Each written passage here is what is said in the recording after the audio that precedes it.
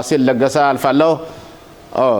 አቶ ፋሲል እስከመለስ አቶ ተስፋዬ ወደ አንተ ልምጣና በዜናዎች ካቀረብካቸው ነገሮች በመርኮዝ በዛሬው ዕለት እስራኤል ሊባኖስን ድብደባ ጀምራለች ማለት ነው።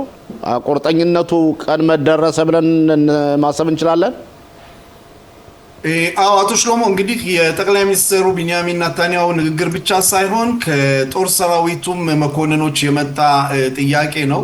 በአሁን ሰዓት በሊባኖስ ከሰሞኑ እንዳየነው ከሆነ የድሮኖች ፈንጂ የጫኑ ድሮኖች በጣም ጥቃት እያደረሱ ነው። ከወታደሮች ከጦር ሰራዊትም አልፎ በአካባቢው ነዋሪዎች በሰሞኑ እንደውም ወደ መቱላ አካባቢ የወደቁ ሁኔታዎችም ታይተዋል።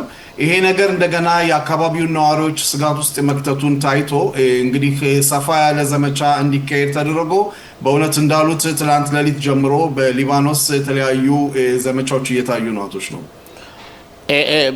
ይህ በእንዲህ እንዳለ በእርግጥ ከሮቬን መሸሻ ጋር ሰፋ ባለውን እናየዋለን። ግን የሰሜኑ አካባቢ ህዝብ ትንሽ የመቆጣትም ተስፋ የመቁረጥም የማዘንም ስሜት እያሰማ ነው። ይሄንስ እንዴት አየው? በትክክል ይሄ ሁላችንም የሚገባን ነው። እዛም ባንኖርም የመቱላ የእንግዲህ የከንቲባው አባል የሆኑት ከሰሞኑ ቃለ መጠይቅ ተደርጎላቸው ነበር። በቁጣ መንፈስ የተናገሩት ንግግር በጣም ትክክል ነው። መንግስት እስካሁን ድረስ ምን አይነት እንግዲህ ሊባኖስ ያው የተኩስ አቁም ስምምነት ቢኖርም ከሂዝቦላ ጋር ያለው ጦርነት አሁንም አላቆመም፣ እየቀጠለ ነው። ለምን አንድና ለመጨረሻ ጊዜ ለኛ ሰላም አይሰፍንም የሚል ጥያቄ ተናግረዋል። በመንግስት ላይም በእውነት የትችት ሁኔታም የተናገሩበት ሁኔታ አለ። ይሄ ማንኛውም የእስራኤል ህዝብ ዜጎች በዚህ ሁኔታ ላይ ይገባቸዋል። የአካባቢው ነዋሪዎች ሰላም ሰፈነ ብለው ራሳቸውን እንደገና መልሶ ለማደራጀት ጥረት በሚያደርጉበት ጊዜ ነው በአሁን ሰዓት ሂዝቦላ በሚያደርገው ጥቃት እንግዲህ አስጊ ሰዓት ላይ የሚገኙት።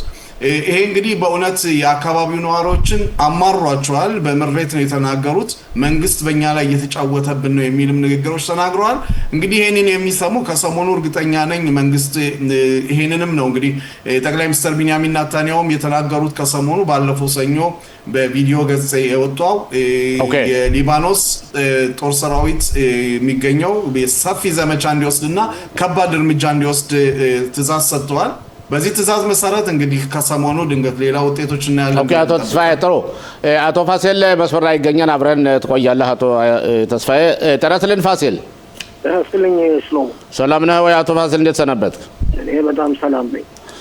ፋሲል እኔ እናንተ በግልም ብዙ እናወራለንና ስለዚህ የኢራኑ ጦርነት ጨርሰናን እና ሌላ አዲስ ነገር ማሰብ አለብን ማለት ነው ወይስ አንተ እንደምታስበው ከሆነ ጦርነቱ ይቀጥላል እንደገና ሊገነፍል ይችላል ብለህ ታስባለህ? አሁን ከባድ ጥያቄ እየጠየቅ ነው። ባለፈው ጊዜ ከባድ ጥያቄ ተጠይቀህ አንተ ቸኩለህ ጦርነቱ አልቋል ብለህ ነበር። መቼ አለቀ ጦርነቱ? ገና መቼ ተወሰነ? ገና እኮ ድርድር ላይ ናቸው። አቶ ሽሎሞ ትራምፕ ራስን ምንድን ነበር ስትል የነበረው? ብዙ ጊዜ የሚናገሩትን አያውቁም። አንድ ይናገራሉ፣ ነገ አንዱን ይለውጣሉ። በግልጽ እንደ ስስት ናቸው ብያለሁ። እንደ ስስት ናቸው ማለት ሳይሆን የሚደረጉት ተግባር እንደ ስስት ነው የሚቀያየረው። ጧት የተናገሩትን ማታ የሆነውን ጧት ምን አልከኝ? አሁን ታምናቸዋለህ? ታዲያ አሁን ጦርነቱ በቃ አለቀ ስምምነት ሊፈርም ነው። አንድ ሪያሊቲ ነገር አለ አቶ ፋሲል። እኛ የምናየው በተግባር የሚታዩን ነገሮች ነው። በተግባር የምናየው ግንሳቸው አንዳንድ ጊዜ ምን አለ መሰለህ፣ አንድ ሰው ብዙ ከመናገር ተቆጥቦ በተግባር ቢሰራ ነው። ብዙ የሚናገር ሰው ምንም የተግባር ሰው አይደለም እና እሳቸው የሚናገሩት ውጤት የሚያመጣ ነገር መስሎ አልታየምና ነው። ከሁሉም በጣም አሁን እኛም እያስፈራራን ያለው እንዴት ነው እኛን እዚህ ተቀመጡ ብለው እሳቸው ድርድር አድርገው በሀገራቸው ውስጥ ባላቸው የፖለቲካ ሽኩቻ ወይም ራሳቸው የኢኮኖሚ ኬዎስ ምክንያት እኛን ጥለውን እሳቸው ለማምለጥ ለመኮብለል መንገድ እየጠረጉ መስሎ ይታያል። ያ ነው ለዛ ነው እንደዛ ያልኩት። እኔ ደግሞ ወደ ሌላ ቦታ ልውሰድህ። እሺ አሁን ያለበትን ተጨባጭ ሁኔታ ስንመለከት እኔ እንደመስለኝ ሀገራቸው ፖለቲካ ሁኔታ አይመስለኝም። ዓለም አቀፍ ለውጥ እየተደረገ ነው ማለት ቻይና ያላት አቋም ቀላል አይደለም። ቻይናን ጎብኝተው ከመመለሳቸው በፊት የነበራቸው አቋምና ከዛ በኋላ የመጣው አቋም የተለየ ነው። ቻይና በዛ አካባቢ ከሚወጣ ነዳጅ ምንም እንኳን 10% ሆነ ትንሽም ሆነ ጥገኛ ነች። ይሄን ነገር ለማላቀቅና ሌሎችንም ንግድ እንቅስቃሴዎቿን ለማስፋፋት የግዴታ በፕሬዝዳንት ትራምፕ ላይ ጫና ማድረግ ነበርባት። እንደዚህ ብዬ ነው የማስበው። ኢራን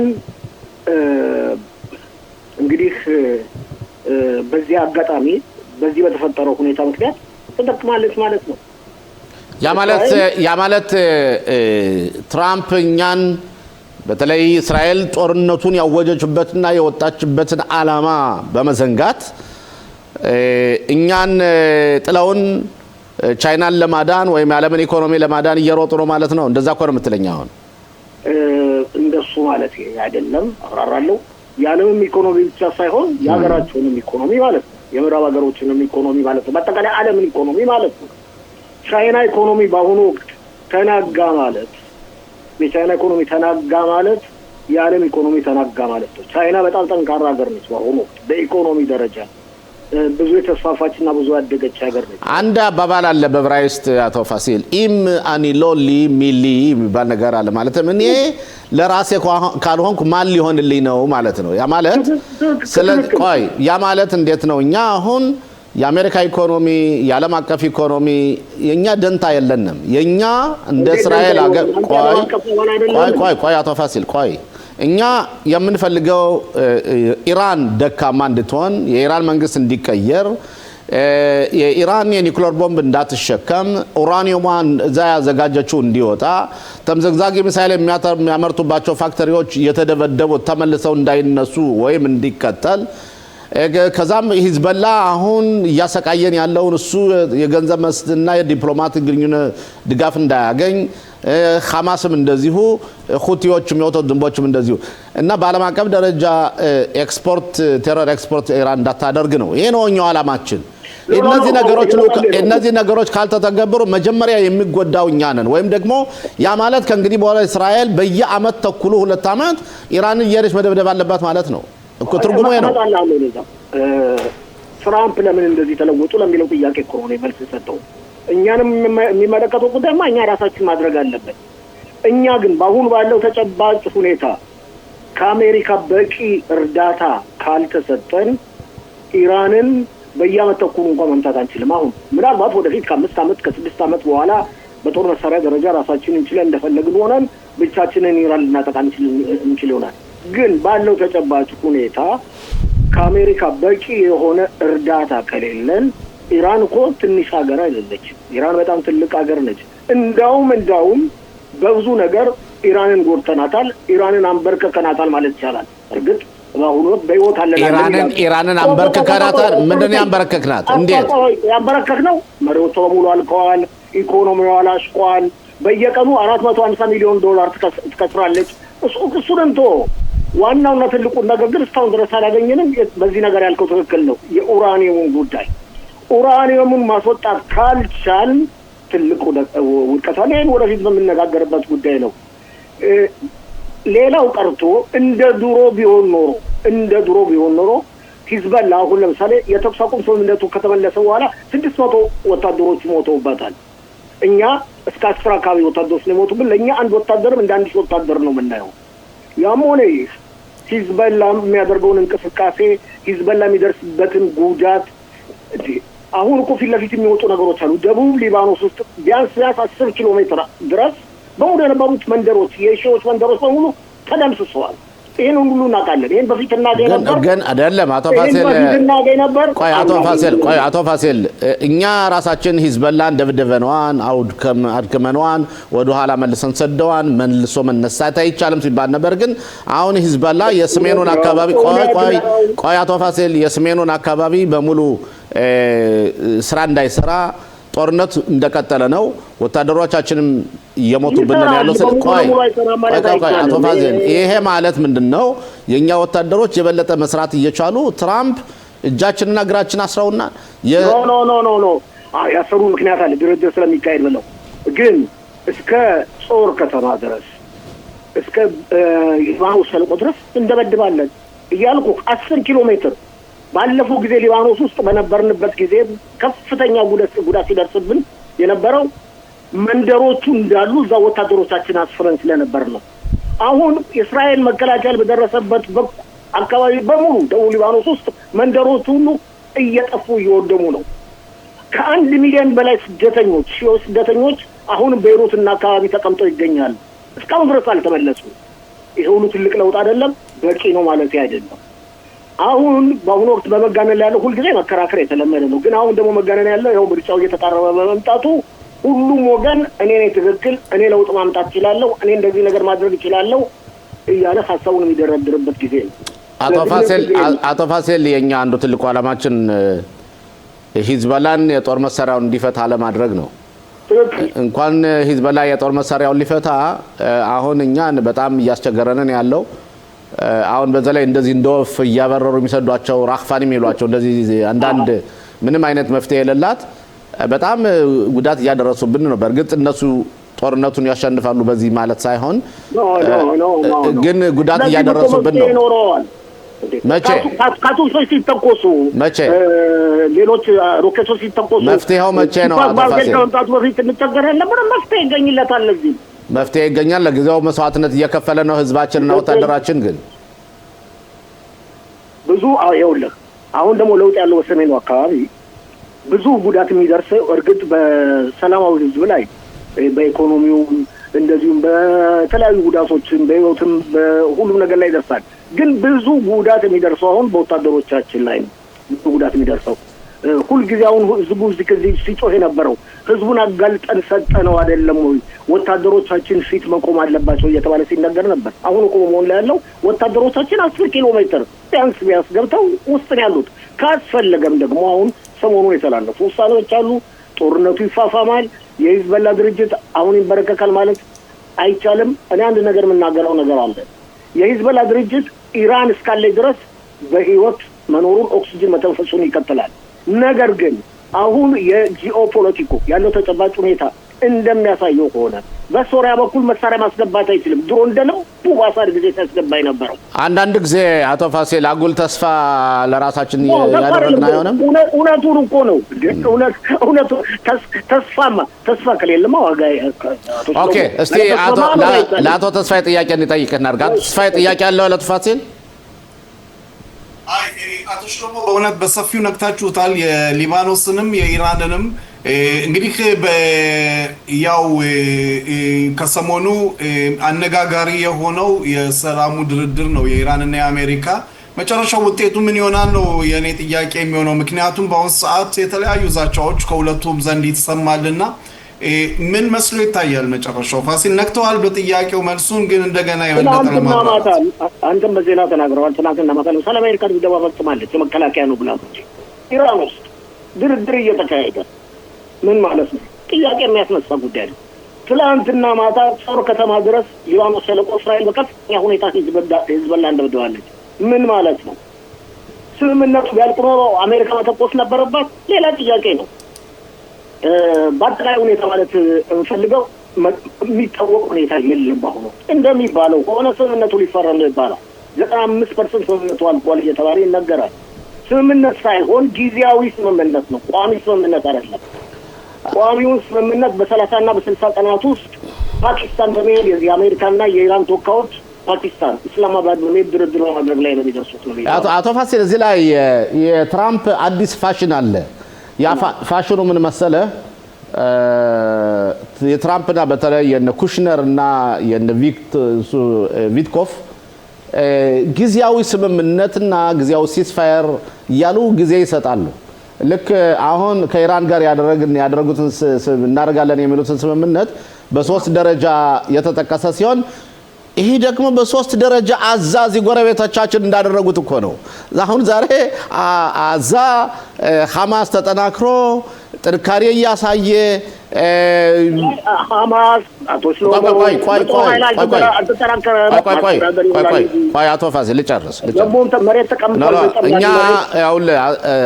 እኛ ሁል ጊዜ ስራችን እውነት መናገር ስለሆነ ታዲያ እውነት ታዲያ መሬት አልተቀበለም። ስለዚህ አሁን እስካሁን ድረስ ታስቦ የነበረው ለምሳሌ ሌላ ደረጃጀት አዛን እንዲመራ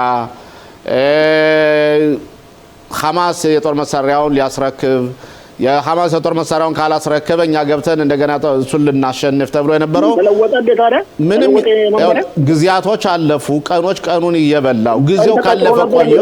ምንም የሆነ ነገር የለም። አሁን ደግሞ ከኢራኖች ጋር እንደዚህ አይነት ሂደት ቢሆንስ መጣፋንታችን ምንድነው ነው ጥያቄው?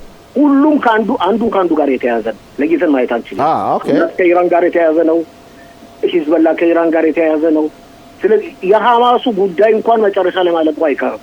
ምክንያቱም በአሁኑ ወቅት ከ53% 60% ደርሰናል። በመሬትም ደረጃ ቢሆን የሚጠፉት ነገሮች በሙሉ ጠፍተዋል። በዛ አካባቢ ያለው ሁኔታ ሐማስ ተደራጀ የሚባለው በአስተዳደሩ ደረጃ ኃይሉን አጠናከረ ነው እንጂ የሚባለው በጦር መሳሪያ ደረጃ በምንም አይነት ሁኔታ አልተደራጀም። ተጨማሪ የጦር መሳሪያም አላስገባም። ይሄ ሁሉ ነገር ግልጽ ነው። እስራኤል ሙሉ ለሙሉ በአራቱ ማዕዘን 75% የመሬት ጉድጓዳቸው እንደ በእጃቸው እንዳለ ነው ያለ። ምንም ከበየት በኩል ነው የሚያስገቡት? ታዲያ ግድ የለም እሱ ሌላ ጊዜ ተጨማሪ ውይይት ብናደርግበት ይሻላል። ከዚህ በተጨማሪ አሁን ዛሬ የወጡትን መግለጫዎች፣ ዜናዎች አቶች በቦም ተመልክታል። ተስፋዬ ተመልክታል። የእስራኤል ሀገር ውስጥ የመረጃ ድርጅት ዋና አዛዥ ጀነራል ዚኒ ከሙሐመድ ዳክላን ጋር ተገናኝተው ነበር። ከዳክላን ጋር ተገናኝተው ተነጋግረዋል። ዳክላን ብዙ ጊዜ መሐመድ ዳክላን የአዛ አካባቢ የፋታህ የፍልስጤም ራስ ገዝ አስተዳደር የመረጃ ድርጅት አዛዥ ነበር። ዳክላን ከኤሚሬቶች ጋር ከፍተኛ ወዳጅነት ያለው ስለሆነ ከእስራኤል ጋርም ለረጅም ጊዜ የውስጥ ግንኙነት አለው ተብሎ የሚነገርለት ነው። የኤሚሬት ወዳጅ ለሆኑ ሀገሮች ሌሎችም ሀገሮች ጋር እንደዚሁ ከፍተኛ ግንኙነት አለው። ስለዚህም መፍትሄዎች እየተፈለጉ ይሆናል። አሁን ለጊዜው የምናውቀው ነገር የለም። ከእሱ ጋር ውይይት ያደረጉት አሁን ያው እንግዲህ እንደሚታወቀው የሰላም ሸንጎ የተባለው እንደማያስተዳድር ተረጋግጧል። ካላስተዳደረ ግዴታ ለፍልስጤማውያን መስጠት አለበት። ስለዚህ ጊዜ ሁኔታም የለም መሰለኝ። ለጊዜው እንተውና ጸጋ እኮ ትጠብቃለች። ያኔ ሁለታችሁ ወደ መነጋገር ይችላል። ኦኬ፣ ወደ ኢራን ልመልስና አቶ ፋሲል መጨረሻ ላይ በተለይ ሁርሙዝ የሚባለውን ቦታ አሁን ሁርሙዝ እኮ ለኢራን ዋና መዝናኛ ቦታ ልትሆን ነው። ማለትም ከዛ በፊት ቆይ ጥያቄ ልጠይቅና ማለት አሁን በእርግጥ አሁን ብዙ ጊዜ የምናወራው ገና አስቀድመን ነው። ስምምነቱ በእርግጥ አልተፈራረሙትም፣ ወደፊት ነው። አሁን ግን የሚፈራረማሉ ተብሎ የሚታሰበው ነገር ከሆነና ሁርሙዝ የምታልፍ መርከብ ሁሉ ቀረጥ የምትከፍል ከሆነ ኢራኖች እኮ ቢሊዮነሮች ሊሆኑ በየቀኑ እንዴት ነው ይስ ነው? ግን ስምምነቱ እንደዚህ አይደለም የሚለው እነሱ የሚፈልጉት እንደዚህ ነው። ስምምነቱ ላይ የተባለው ግን እንደዚህ አይደለም። ዓለምንም ቶል ዓለምንም ክፍያ ማንኛውም መርከብ መንቀሳቀስ እንዲችል ጊዜያዊ ስምምነት ላይ ነው። ኦኬ፣ የሁርሙዝ ጉዳይ ሌላ ነው። ይሄን እኮ እኛ ይሄን ያህል የሚያነጋግረን ነገር የለም። እኛ በእርግጥ ምን አለ መሰለህ፣ እኛ በእርግጥ ሁርሙዝን የፈለጉትን መርከብ ይውሰዱ ያድርጉ የሚያገባን ነገር የለም። ዋናው ነገራችን እኛ ዋናው ነገሩ ሀገራችንና የሀገራችን ደህንነትና የሀገራችን ወላዋይነት ብቻ ነው እኛ የሚያሳስበን እንጂ በዚያ አልፎ የሚሄድ መርከብ ሁሉ እየተቀረጠ ከሄደ ምንም ችግር የለብንም። ለማንኛውም አቶ ፋሲል ሰሞኑን መልሰን እናወያያለን። የኢራንና የትራምፕ ጉዳይ ያው ቀይም ቢጫም አረንጓዴም በየቀኑ እንግዲህ የትኛውን ቀለም እንደሚይዝ አናውቀውም፣ እናየዋለን። ፖለቲካው ግን ይኸው ለአንተና ለጸጋ ትችላቸዋለሁ በስነ ስርዓት። ፖለቲካውማ ግድ የለም ዶክተር ጸጋ ትተነፍስበታለች፣ ችግር የለውም፣ እናወራበታለን። አመሰግናለሁ አቶ ፋሲል። አመሰግናለሁ። ተስፋ ያመሰግናለሁ።